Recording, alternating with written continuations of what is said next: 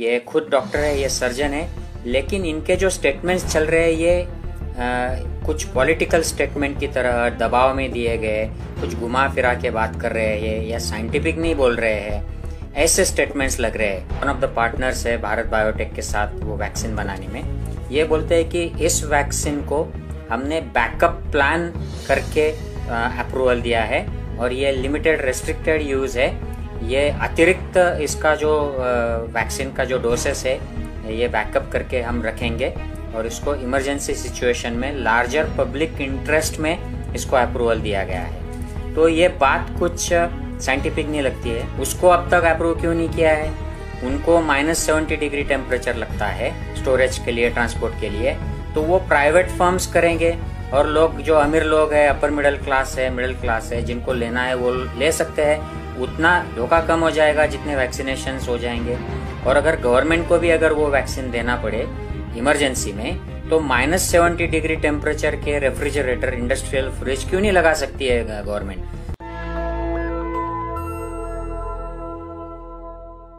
नमस्कार, मैं शंभू कुमार सिंह और आप देख रहे हैं नेशनल दस्तक। कोरोना को वैक्सीन को लेकर सबसे पहले सवाल उठाया था अखिलेश यादव ने कि कहीं ये बीजेपी की वैक्सीन तो नहीं है। उनका कहने का ये मतलब था कि क्या ये सिर्फ पॉलिटिकल लाभ, राजनीतिक लाभ के लिए तो नहीं कर रहे हैं। सोचिए, इस देश के प्रधानमंत्री की विश्वसनीयता कितना खतरे में है कि अब वैज्ञानिक के काम पर भी सवाल उठने लगे हैं, सेना के काम पर भी सवाल। सर्जिकल स्ट्राइक का जब प्रधानमंत्री जब घोषणा करते हैं तो लोग सवाल उठा देते हैं। इसकी वजह है, पुख्ता वजह है, पिछले 6 साल से जब से प्रधानमंत्री नरेंद्र मोदी बने हैं, हर चीज का वो क्रेडिट लेते हैं। इसरो में सैटेलाइट लॉन्च होता है, वो पहुंच जाते हैं। कोरोना वैक्सीन होता है, वहां वो वैज्ञानिक बन के पहुंच जाते हैं। विदेश में विदेश मंत्री का नाम नहीं किसी को पता है। राफेल होता है, उसमें फाइनेंस मिनिस्टर का नाम नहीं पता है। रक्षा बॉर्डर पर प्रधानमंत्री जाते हैं, रक्षा मंत्री का पता नहीं है। तो हर बड़े मामले में इवेंट मैनेजमेंट वो करते हैं और इसलिए अब लोगों को लगता है कि प्रधानमंत्री जो भी करते हैं वो क्या इवेंट मैनेजमेंट है, राजनीतिक नफा नुकसान के लिए तो नहीं है। मोर को दाना खिलाना, उसका फोटो खिंचवाना, माँ के साथ खाना खाना, उसका फोटो खिंचवाना, तोता खिलाना, उसका फोटो खिंचवाना। कई बार तो हद हो जाती है कि कोई कैमरे के सामने आ जाए। जैसे होता क्या है कि एक आदमी इधर से खड़ा रहता है, एक आदमी इधर से खड़ा रहता है, कैमरामैन उधर होता है, कोई ब्यूरोक्रेट्स अगर बीच में आ जाए तो मोदी जी उसे झटका दे के हटाते हैं। इससे कई सारे वीडियो आ गए हैं, इसलिए पूरी विश्वसनीयता खतरे में पड़ जाती है। आलम यह हो गया है कि मध्य प्रदेश के सीएम ने कहा कि हम वैक्सीन नहीं लेंगे, रामदेव ने कह दिया कि हम वैक्सीन नहीं लेंगे, लेकिन सब कह रहे हैं कि वैक्सीन सही है। भैया, हम वैज्ञानिक के काम पर सवाल नहीं उठा रहे हैं। एक मेरे पास वीडियो आया है, नाम है उनका संग्राम सिंह। वो शख्स हैं जो कोरोना पीड़ित भी हुए हैं, वहां नेशनल हेल्थ सिस्टम, उसमें वो डॉक्टर हैं। उन्होंने कुछ सवाल पूछे अपने देश के हेल्थ मिनिस्टर से। वो वीडियो भी आप देखिएगा, उनके यूट्यूब पर भी पड़ा हुआ है, वो भी दिखाऊंगा। शुक्रिया। नमस्कार साथियों, मेरा नाम डॉक्टर संग्राम पाटिल है, मैं इंग्लैंड से बात कर रहा हूँ। साथियों, हाल ही में जो drug controller general of India है, जो हमारे देश में दवाइयों के बारे में अंतिम निर्णय लेने वाली एक केंद्रीय संस्था है, ये साइंटिफिक मेडिकल रिसर्च का सब स्टडी करके उसके बाद में एक इंडिपेंडेंट डिसीजन लेने वाली संस्था होती है। और उसके जो डिसीजन होते हैं ये साइंटिफिक एविडेंस, डेटा इस पर आधारित होने अपेक्षित है और इसमें कोई भी पॉलिटिकल मोटिव नहीं होना चाहिए। लेकिन हाल ही में जो 2 वैक्सीन इंडिया में अप्रूव हुए हैं, उसमें एक ऑक्सफोर्ड एस्ट्राजेनिका का वैक्सीन है जो serum institute of India Poona में बनाने वाली है। ये वैक्सीन दुनिया के और कई देशों में भी अप्रूव हो गया है और जहां पर मैं रहता हूँ इंग्लैंड में, यहाँ पर तो ये वैक्सीन आज से देना भी शुरू हो गया है। तो इसकी सेफ्टी एफिकेसी प्रूव हो गई है। हालांकि इसके जो आंकड़े इंडिया के इंस्टीट्यूट ने जो सबमिट किए हैं उनके बारे में भी थोड़ी सी आशंका जताई जा रही है, लेकिन अलग अलग देशों में ये ऑलरेडी अप्रूव हो गया है, इसकी सेफ्टी एफिकेसी टेस्ट हो गई है। तो इसके बारे में मैं कुछ नहीं कहना चाहता हूँ। ये देने में मुझे कुछ दिक्कत नहीं है या साइंटिफिक कम्युनिटी को ज्यादा कुछ डर नहीं लग रहा है, इसके बारे में कुछ शंका नहीं है।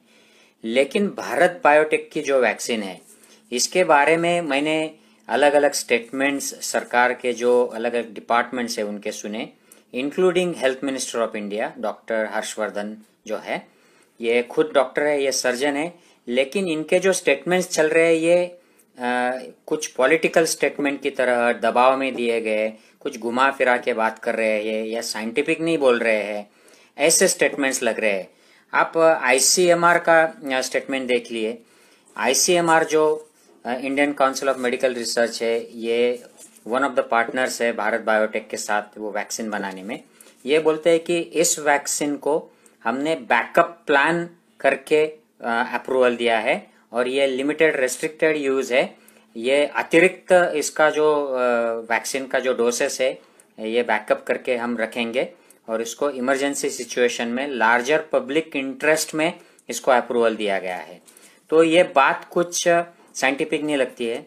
अगर इतना इमरजेंसी है और public interest, larger public interest देखना है तो इस गवर्नमेंट को, सरकारी संस्थाओं को, ये जो इलेक्शंस में हजारों लोग जमा कर रहे हैं, अभी बिहार में, हैदराबाद में और अब पश्चिम बंगाल में काफी भीड़ जमा हो रही है।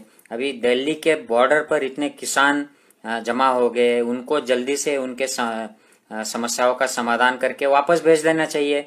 क्यों उनको इतनी भीड़ बना के रखा है? तो ये लार्जर पब्लिक इंटरेस्ट नहीं है क्या? तो और इतनी इमरजेंसी आ गई है तो फाइजर कंपनी ने जो वैक्सीन के लिए अप्रूवल के लिए एप्लीकेशन दिया है 6 दिसंबर से, उसको अब तक अप्रूव क्यों नहीं किया है? उनको -70 डिग्री टेम्परेचर लगता है स्टोरेज के लिए, ट्रांसपोर्ट के लिए।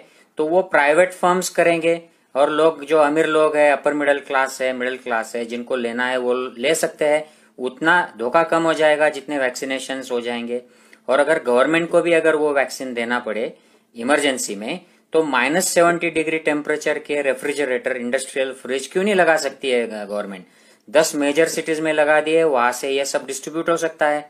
तो ये हो सकता है जो इफेक्टिव और सेफ प्रूव हो गया है वैक्सीन फाइजर का, उसको मंजूरी नहीं दे रहे, और जिसकी फेज 3 ट्रायल का डेटा अभी नहीं आया है, फेज 1-2 ट्रायल के डेटा के बारे में भी बड़ी डाउट्स है, संदेह है, उसको अप्रूवल दे दिया। तो ये कुछ आईसीएमआर का जो स्टेटमेंट है ये हजम नहीं हो रहा है।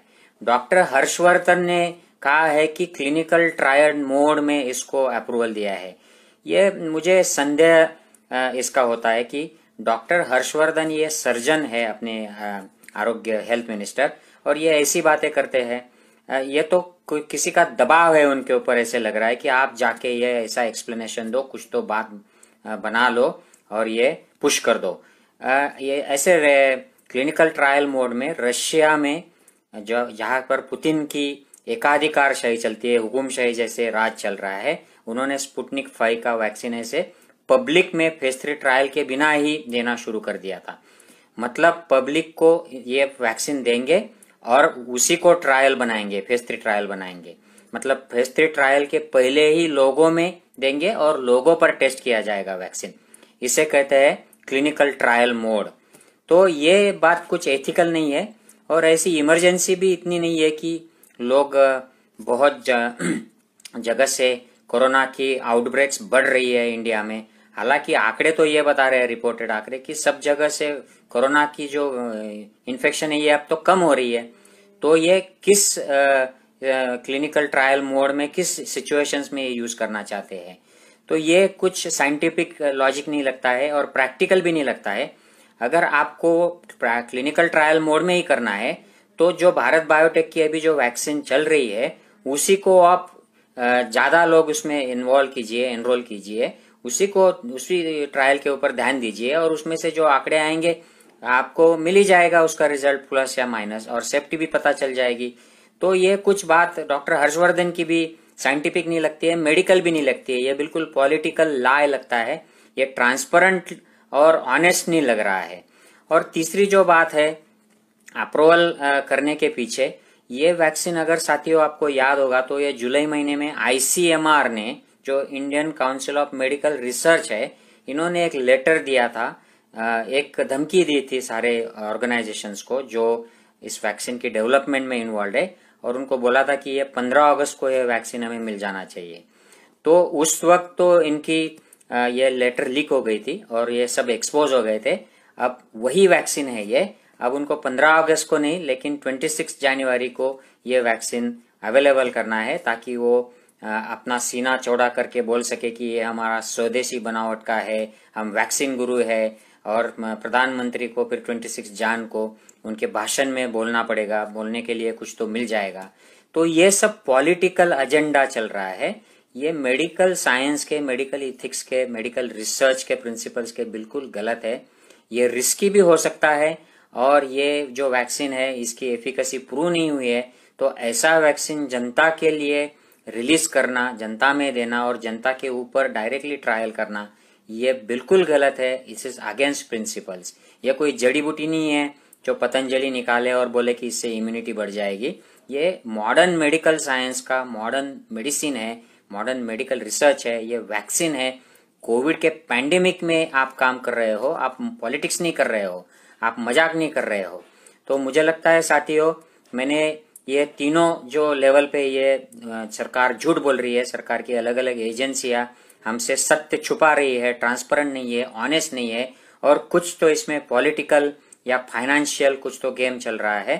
आई होप मैंने ये तीनों लेवल पर आपको ठीक से एक्सप्लेन किया है।